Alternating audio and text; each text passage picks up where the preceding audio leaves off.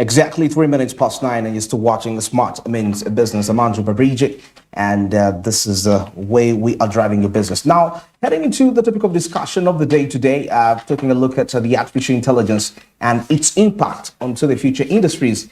And something which I believe has caused a little bit of panic in most of the people, most especially when it comes to career security in the future, probably about 5 years from now. But with the experts saying that, well, don't be scared. AI is here to actually amplify our abilities and how we can actually deliver. And also trying to look into a space where you can be a part of this new change other than complaining about it. Now, this morning I'm joined with the CEO of Tusha Technologies, that is Mr. Tony. And of course, he's going to be breaking down some of these key aspects, and he has worked with the United Nations Development Program on quite a number of projects, happening. And let us see what is the threat in relation to the impact of artificial intelligence and the future job opportunities. But of course, his area of specialism, which later on we shall also explore, will be in line with how are we using artificial intelligence to fight climate change. Good morning, Mr. Tush. It's a pleasure to have you this morning. Good morning, Andrew. Yes. I'm really very happy to be here. Thank you very much for having me. You're very welcome. And now, you see, getting straight to the point of taking a look at the future of artificial intelligence. But, okay, onto the future opportunities. But before we get in there, let us first of all assess the penetration rate in our country, Uganda, as compared to our neighbors, Kenya, Tanzania, and Rwanda. Yeah.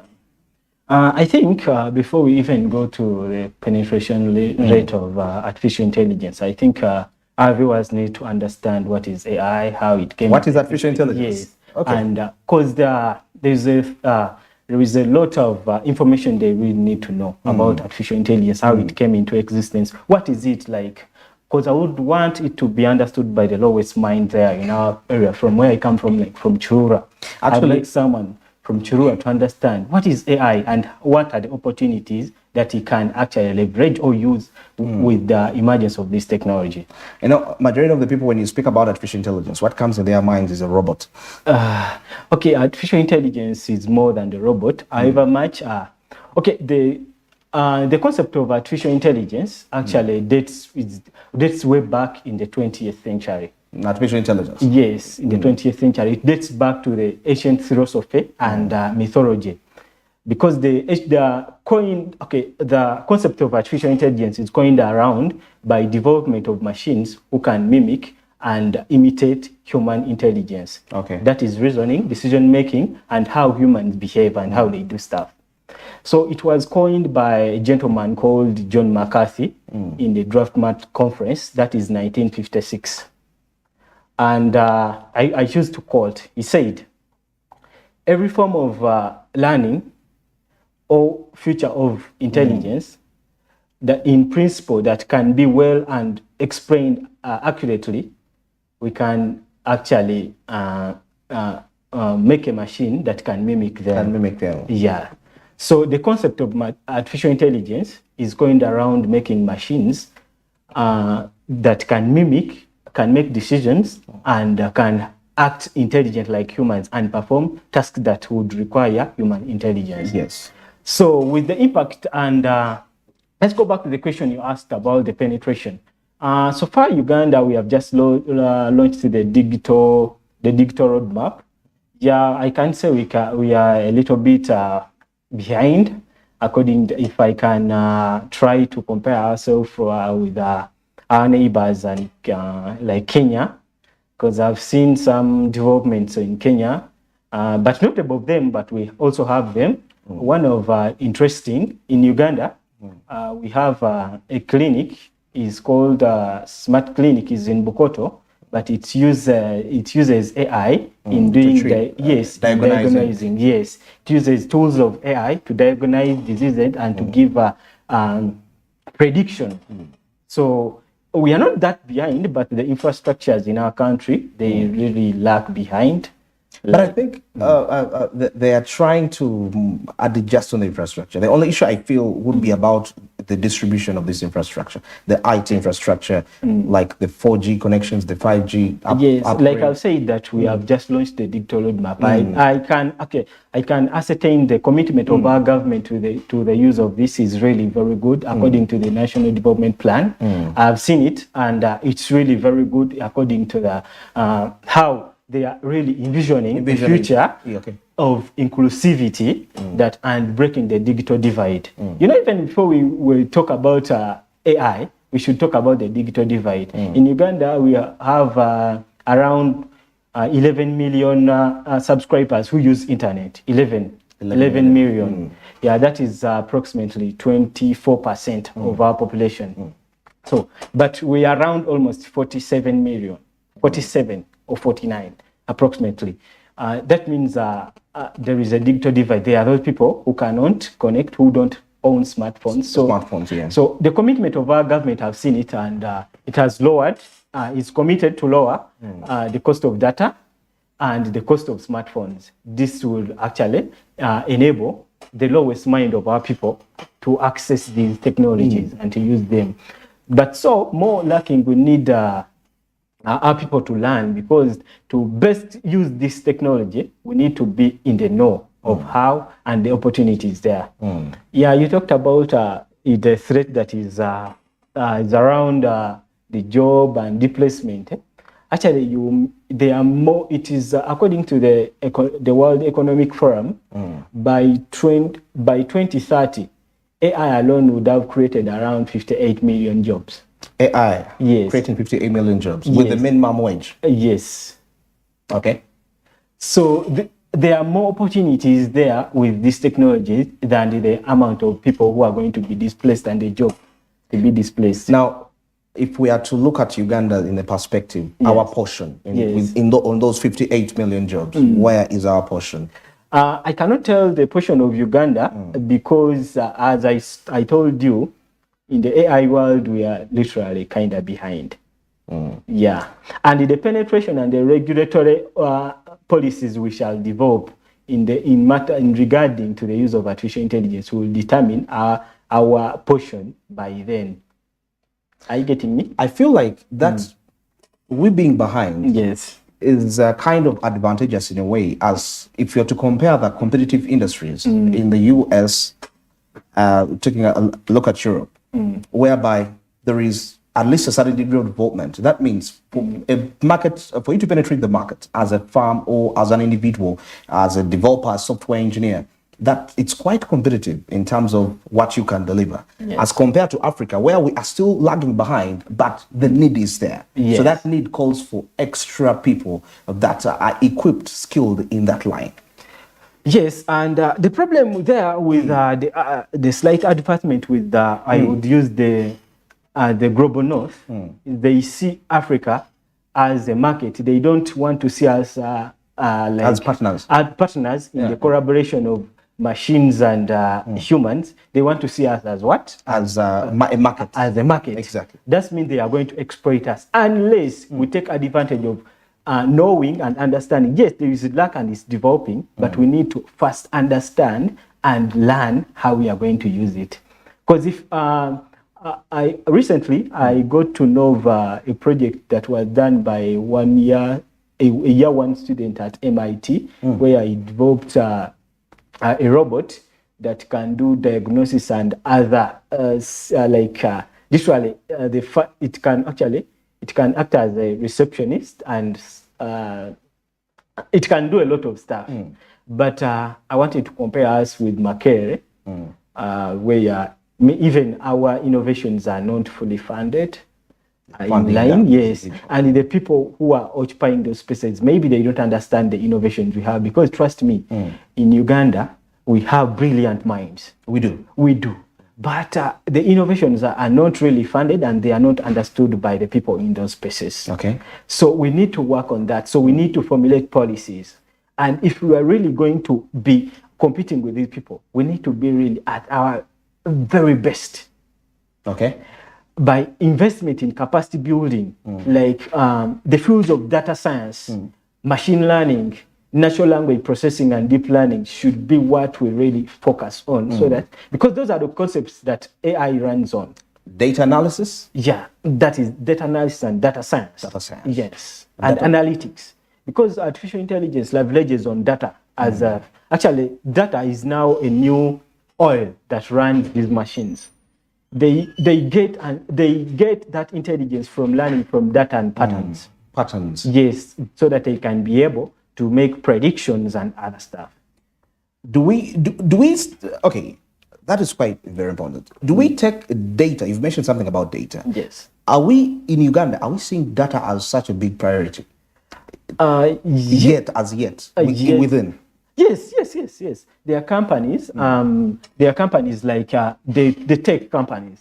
They have you seen M10 leverages on data and how it does. I think M10 is one company. But I think there are more of these but I'm talking about, let's talk about companies with a turnover of about 500 million Ugandan shillings or annual turnover of about a billion annually. Do they find data as such, as something important to them to leverage on, to increase sales? They do. They do, because they do target marketing. How do they get that information? Do you know, MTN knows, I wanted to use MTN because, okay. yes, I don't know. It knows its target customers. And if you have been seeing their adverts, they really target a specific population. And they know. How do they get that information?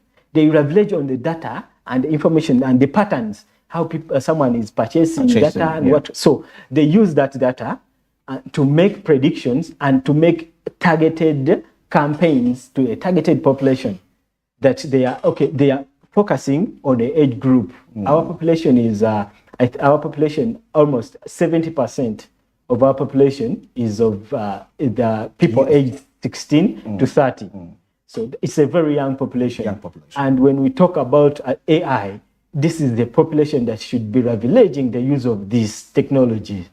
So MTN knows the people to target, and the MBs is going to selling to which one, what. So if they use, I want to answer the question that you asked me, that yes, there are companies here that use data and they leverage it and to use and to make prediction and sales and actual analytics. So data analysts are on demand in our country, Uganda. They are. What is the penetration like for them so far for a data analyst? Because I'm trying to talk about, because we've been discussing aspects of reskilling. People now thinking of, okay, I started this, but now if I can get into the future, I can have a better livelihood. Actually, the penetration rate of Uganda, I think data analysts. Data analyst is still around, I will take 5%. Okay, 5%. So that means there are few. Yes. So that means there is need for more data analysts. We need more data analysts. Yes. Okay. Yes.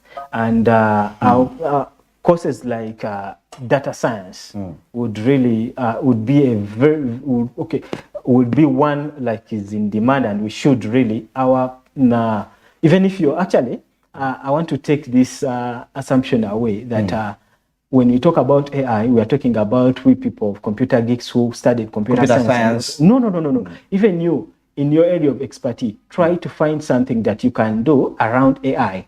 Yes, because AI is one technology that is applied all over all the industries. It's multidimensional. Yes, anywhere you can apply artificial intelligence. So data science is one field that I would like many of people to engage in and to have. Actually, it's very interesting and it's very nice. Okay. Yes, because how something like data, like information, like on paper, is translated by use of natural language processing to make a machine that can do a prediction and it can learn by itself. This is very much interesting. Very much interesting. Yes. On average, I believe a listener would love to understand what is the annual average salary of a data analyst in Africa or in East Africa, or it could be Uganda, because markets change. In Uganda, I would say the annual, it could be around 2 to 3 million. A month? Yes. Okay. That's the minimum. Yes. So that's a bright choice for somebody right now, because somebody is just joining. There are people that are just going to join university. Yeah. And they want to think of where the future is. So that would be something, being data analysts would be a choice. Yeah. And there is also fear. I understand in every sector, there is that aspect of unemployment. What is the chance of it happening within now this area? Because that's the most worry of most people that are pursuing careers right now. Okay, I think the unemployment for data science is data science. I think it's really with the global trends. I predict it cannot happen. Why? Because even all the systems that we are looking to come to automation, like the repetitive tasks we have in our industries, we want to give them automation. Automate them so that we can increase efficiency. Because automation increases efficiency. But if those systems, they rely on data, and data cleaning and processing is something that is very crucial before we deploy these systems. Cleaning and processing. Yes. So we shall, at any one point, if we are going to move, because the global trends, trust me, we are going to move to the use of artificial intelligence, and automation is the future. So we shall need data analysts and data science who are going to train these models and machines, how they are going to do the repetitive tasks, and these tasks are going to be automated.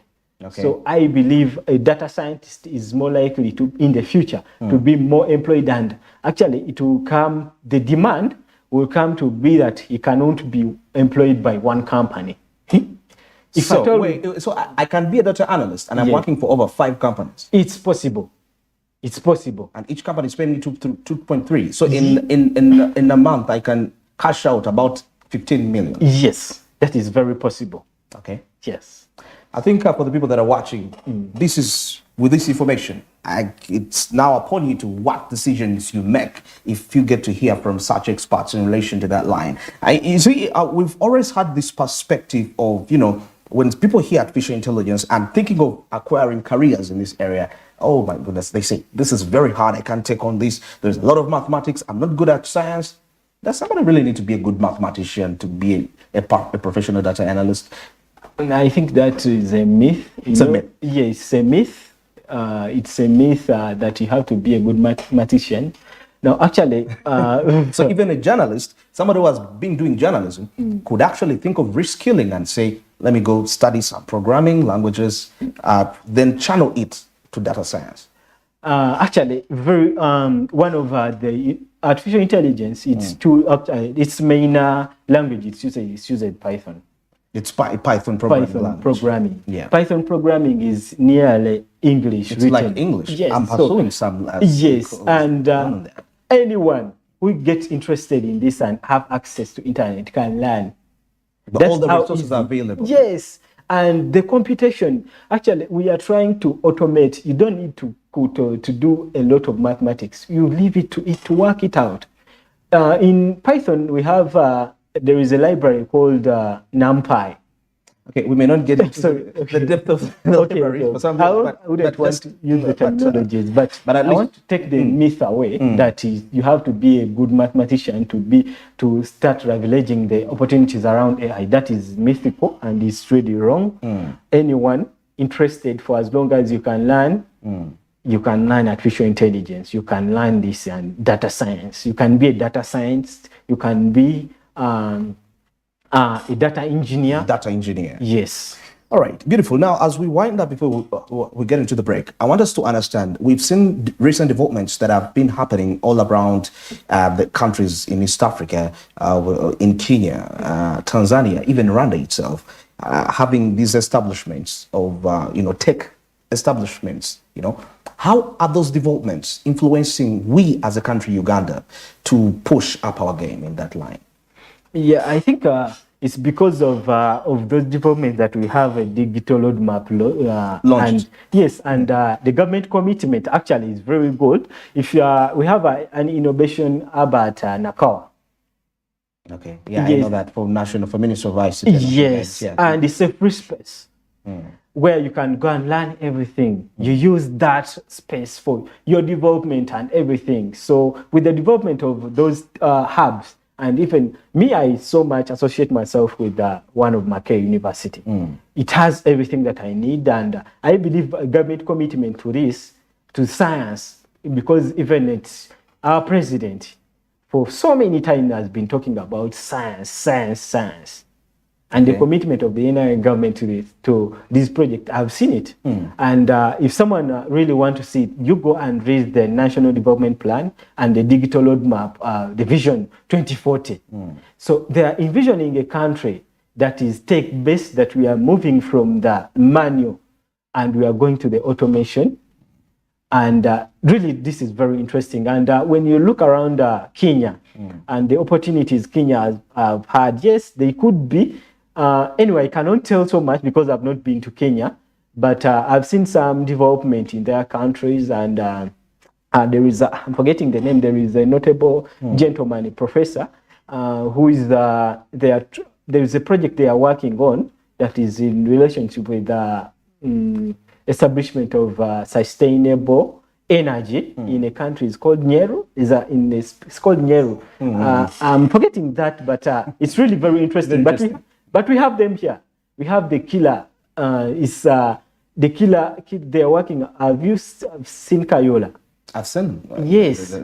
The innovation. Yes, the innovations at Kayola. It's amazing. Yes. So the commitment of our government to developing this is really very good. And I believe in the next budget, because of the president's commitment, I believe the Minister of ICT should be given slightly higher budget, and so that we can leverage and we can develop, because capacity building really is very much in it's calling for. If we are going to be competing with countries like Kenya and our neighbors, who their budget when it gets to the ICT is slightly higher than ours. Maybe just in a few minutes, where is that capacity building, according to your observation? Where do we need to channel it as of now? What is that area within that the AI or the IT sector that the capacity building needs to have a concentration on, and it spreads all across others? Yeah, it's crucial. First and foremost, we need to first we should first lower the cost of internet as part of capacity building. Why? Okay. Yes, because if it's low that anyone can really get access to it at cheap price, that means and they can access this and learn, because most of the things that you are going to learn in this space, they are going to be self-taught by you and your commitment. Self-taught. Yes, you are. So majority of the AI developers of machine they are self-taught, because honestly speaking, it's a rare thing to see such courses being pursued in our country. Okay, universities have now started to actually get these courses, but the rate is not still the uptick. Yes, I was at Makerere, and I was of the perspective that we are going to be taught, but we are lectured. There is a difference between being lectured and being taught. Yes. And I learned it before I was leaving, that actually when you go to a lecture room, the lecturer is going to lecture you and point out some stuff. It's upon you to go and make your research and do the learning and understand the concept. So most of these, actually, when you choose to study artificial intelligence or pursue, you want to be a data analyst, first you need to learn R and Python. R is a language, but you are going to learn them yourself. I'm not saying a university that teaches Python. Oh, no, they are there. They teach them. But majority teach them C. It's already basic. Basic. Yes. Most of the things that you are going to learn, you have to teach them yourself. And that commitment. So some of the capacity building that is called for, then the infrastructure. I was in Chegegwa some time back, but we couldn't access the internet. And really, this was really frustrating. And everything that we wanted to do was around the internet. So the infrastructure. So the penetration of internet will be also determine how possible can we leverage the use of artificial intelligence. If the penetration rate of, around 24% of the people are only the one are connected with a population of 49 or 47 million. That means that penetration rate is really very low. Okay. And we need inclusivity. Everyone should be on board. So in one of our capacity building, we need to work around the infrastructure.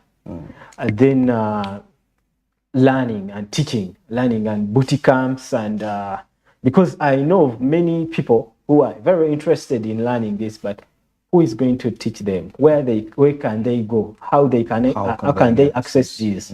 Yes, so.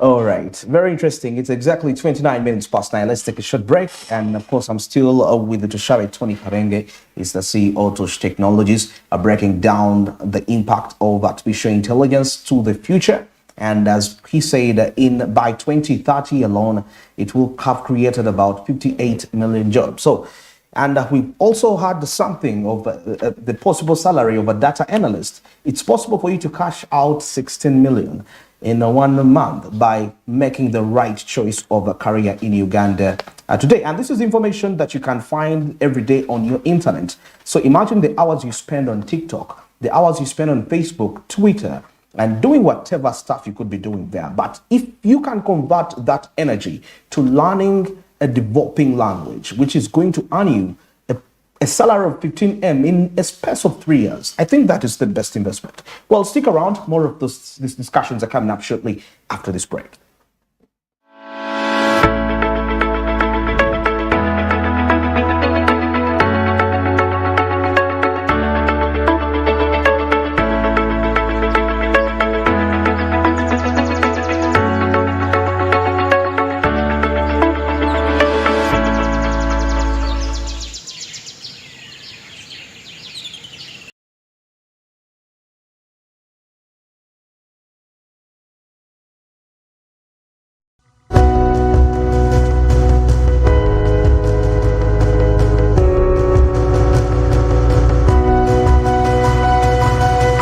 Smart 24, driving business. Fred! Osmosis. Freddy! Fred Dollar! My boss, CEO Inojo, the general of generals, the conqueror of conquerors, the first and the final, the sky above the skies, the promised land, the terms and the conditions, the international king crocodile, the source of the Nile.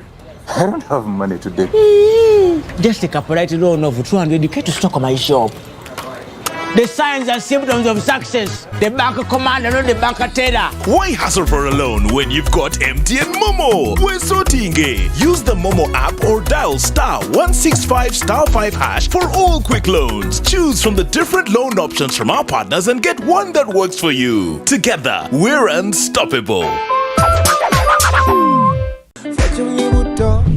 Cooking oil like no other makes a meal so sweet and scrumptious. The taste of Uganda, yeah, the taste of Uganda,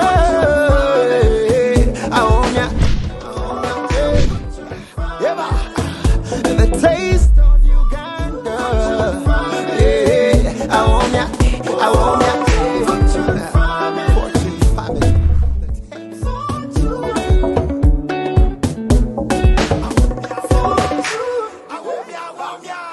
These holidays, you don't need to go far to find the best entertainment. Have I got a surprise for you? All you need to do is stay connected to DSTV.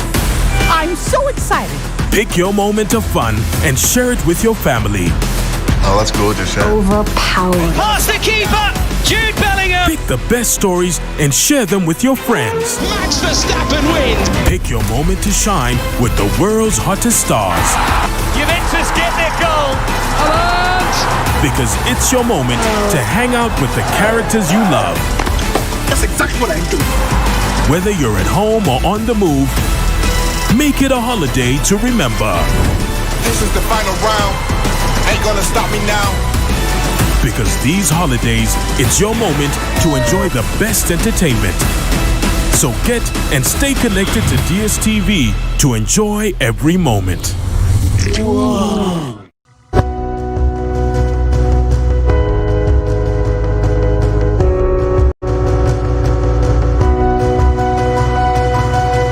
Smart 24, driving business.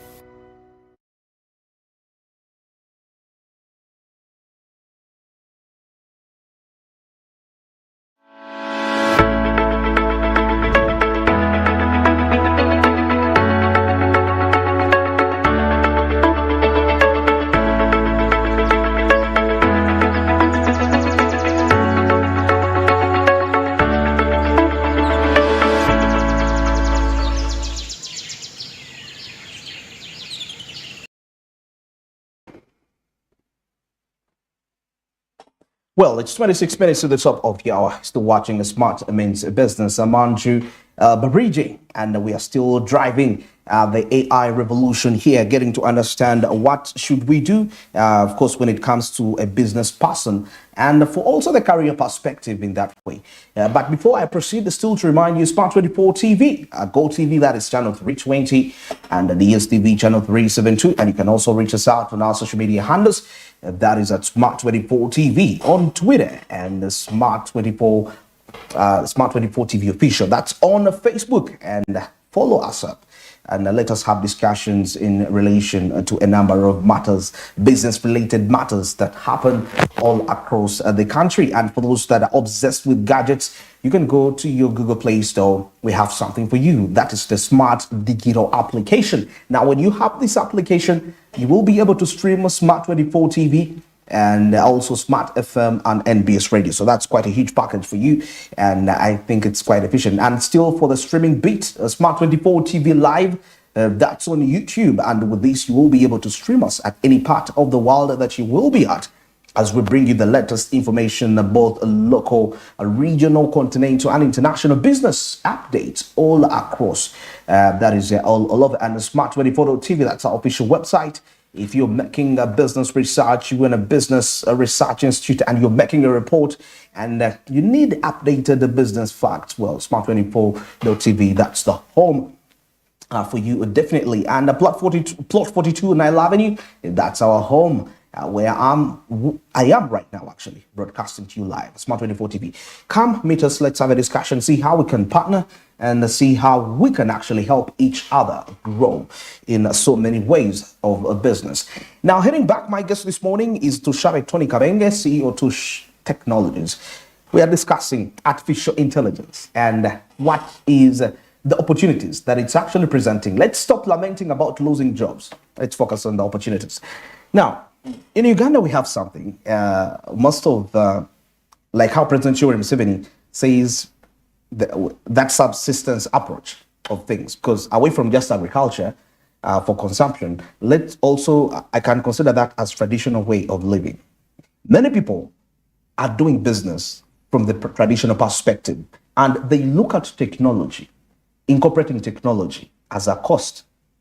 Could it be because there is not enough sensitization as to why people need tech-driven solutions for their businesses? For example, take a look at the borders in, the Lego border, for example, where transactions worth $1 trillion are recorded. And you find in that whole process, no one has actually embedded technology. So he's going to think, why do I need technology? They look at technology as a cost. How are we averting that mindset? Yeah, that mindset it should be actually averted by sensitization and teaching our people. You said subsistence.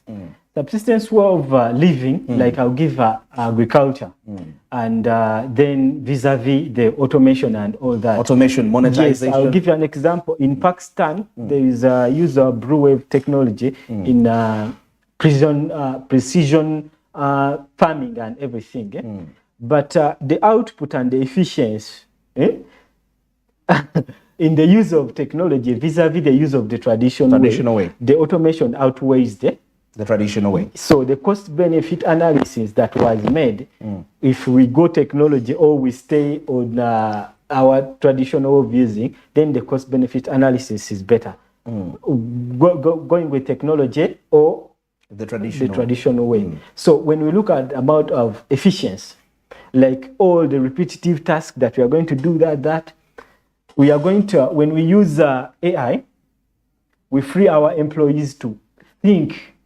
We give them to think, then the tasks that they would have done that are repetitive, we give them to a machine to do that, or a computer. So you talked about the transaction at Lego. And I think these people, they just need to know how they can, because I believe it's more of ignorance. And more so, people, they think when they talk about AI is left for people, for computer science, and other people who are educated. But trust me, at one point they will need this. They will need this for their efficiency And more so because the use of technology in work actually creates even more secure systems and what. Because a transaction made, I'll give you an example in blockchain. It's a transparent transaction. We are going to eliminate everything like fraud and maybe scams and what. It's very transparent. So if we are curbing even corruption, the use of AI and artificial intelligence and these technologies should be on the forefront on the fight of corruption. If all our transactions are automated, we can go back into the logs and we see, this man and this money was sent to Mr. Andrew, and there is no possibility of denial. Yes, that Mr. Andrew, this money, you received it, other than the other way. Actually, you may see, if it's recorded that we get 1 trillion transaction there, I believe the government is losing more money there because so if there is a possibility of more money that is transacted at the border. Yes. Okay. Yes. Wow. Yeah. Interesting. I think this is something very key to look into. Like he has mentioned, when you make the cost-benefit analysis, you get realized you being comfortable. You get realized you've been settling for less for all this while. Yes. Interesting. Now, heading into your area of expertise now, using artificial intelligence to combat climate change. Of course, it's a huge discussion all over the world. But rarely have we seen discussions on how we can use artificial intelligence in terms of combating such an issue. Oh, okay. It's very interesting. Actually, one of our recent projects that we are working closely with UNDP is the development of a chatbot. It's called Tush bot. And it's focusing on integrating the interaction between of local languages. Local languages like Runyankore, Luganda, Lugbara. Because when I realized that many of the people who are most affected by the effects of climate change are the lowest minds in Kasese. Kasese? Yes. Not only Kasese, I give Kasese as an example, but they are the lowest minds. The one they call Mutuawansi. In Karamoja, the drought or what. So I realized, but they don't understand this. Because when you go to conferences, these conferences are always given in English, and the terminology is used that people don't understand. They don't understand what is the circular economy, what is the linear, and how a circular economy can really tackle climate change and fix our economy. Exactly. So I realized when I was there, I realized that there is need and there is an information gap that we need really to break. And that is how that we can do inclusivity, that even the lowest mind in Churura understands when we talk about climate change, he understands. So this chatbot is just like a knowledge hub where you can interact. It uses natural language processing to interpret and manipulate local languages. We want it to be that it can simulate human, like you, your intelligence, but you are not available, but it's someone in Churura can access you. How? We use the knowledge you have. I have. Yes. We embed it into this system, the chatbot, that someone even very far can access my knowledge. Yes, like in a simulation, an interaction is between someone and a computer, but it uses your knowledge. And most so, the special thing about it is that in a local language of his choice. Okay. That is what we are really focusing on. Because I'm imagining if we are fighting climate change and everyone is on board, the effects of that fight could be really very great. Very great. Other than we are at the forefront of this, but we are leaving some people behind, actually, who would have really made a very big difference. Okay. So I'm imagining that even someone in Kapelebyong could use if he can access he can access a smartphone, he can use this technology and he can use his own language. Yes. Well, and actually you mentioned something, and because I consider the aspect of the availability of the infrastructure that people need. Yes. I'm not saying, but like you mentioned, Kasese, the smartphone penetration rate is quite low. And even when it's there, what quality are you holding? Because I believe as the technologies develop, there are certain gadgets that may not be able to comprehend certain developments. Or like the quality of this. The quality of the smartphones that they are having, away from the low penetration rate on their side, but also what the chance, the one that penetrates their way, the standard may not be of great use in terms of its functionality Yeah. to catch up with the latest developments? Yeah, I think that question, I don't know. We have around 11 million subscribers to internet. I think that number is quite big to start with. So our projection would be if we can use the 47 million Ugandans. Okay, on the 11, but, if we can do a ratio of urban to rural. Yes. Of the 11, who has the biggest ratio? Of course, the urban places. The urban has the biggest yes, ratio. because the infrastructure in the urban, you cannot compare it to the with the one. Yes, so, yes, yes. and the fact that those are the people that are affected by climate change. Yes, yes. I think there ought to be a need for subsidization, most especially when it comes for them to access some of these gadgets. Yeah. But I've seen it that many companies you have known of a phone called M-Copper. There is an initiative, an initiative where you get a smartphone that you pay around in installment. every day. Yes, yes. So that initiative is really very good, and it's actually it's one. But the challenge is that if you take a look at their incomes, somebody could think of the income I would spend. I mean, they are thinking about what to eat. Yeah. Because even food, with the climate change, they're uncertain of the harvest. So you're thinking of, I need to have money to get food. So you find that the whole perception, it explains why even when they're given money for parish development model, they are using it to pay to do other things, take children to school. So I'm trying to understand such a mind, and you developing that innovation to help that person, but the resource that person needs to have access to what you're developing, they can't access it because even they feel like it's not even a priority to them. Yes, it is. It is not. It is not. But to them at that moment. Being that we are in the beginning of the use of this AI, yes, and these technologies. So we envisioning that at least, as I told you, my perspective is that in around the 70% of the million Ugandans, the youth, one of the youth, they own these. They own these. Yes, they do. They do, and we are relying on that data.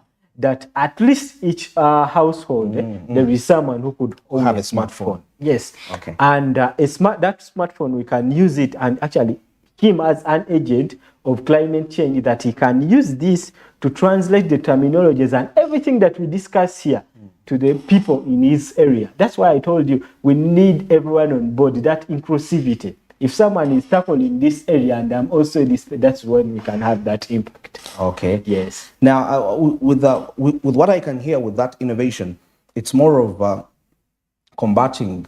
It's a prevention tactic. Yeah. Now, what if we look into the effect bit of it? No, actually, combating an effect, because here you're telling these people about what climate change with what is transpiring in the different conferences in climate change. So they get to understand it in their localized language. Yes. So it's more of a preventive mechanism.